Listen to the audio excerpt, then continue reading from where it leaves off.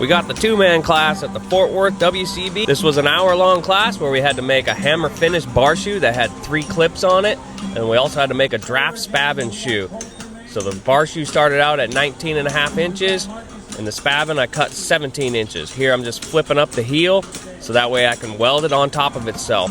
Here we got to start the bar shoe, so we're starting to flip up some material for the bar, and now we're going to pack the material back up into itself. Pack it up, forge it out a little bit, and then I'll have Tyson Clark, who was striking for me, flatten and iron out my hockey stick a little bit. This is where practicing consistently helps you out, because you build up some strength and endurance, and you can have some fitness to be able to power through these heavy shoes of forging. I'm going to weld the heel on the spavin, and then I'm going to have Tyson flatten out that mass right where the seam was.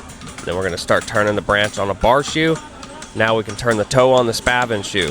This class just implements basic fundamentals of horseshoeing that every farrier should be able to know how to do.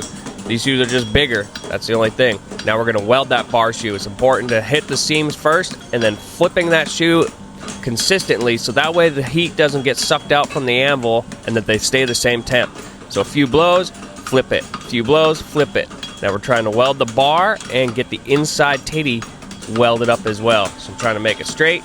Now we're going to start forging some of that mass out. I'm going to kind of implement the same thing. 2 blows, flip, 2 blows, flip, and then just try to forge some of that mass out of there. This was 1 1/4 by 1/2 inch steel for a draft horse, so it's pretty big, so you got to forge all that mass out. This was a hammer finish shoe as well, so you needed to make sure that you got your bar nice and straight and crisp and clean right off the hammer. Now we're going to mark out some fullering so that where our nail holes will go. I'm having Tyson run up and forge up my branch, because our sections here in the United States are actually just a little bit bigger than it is over in Belgium, where the judges are from. We had Vincent Lemille and Jean-Julien Reme as our judges this year. Now we're going to punch some nails. This was an E10 plain stamp shoe on the spavin. And then now I'm going to draw out some clips. This was a hammer finish shoe, so you couldn't strike in the clip source with your hammer. You had to draw it out yourself. Unless you were a category 1 or a category 2, it was allowed. And no flatters as well. And just like that, the class is now over.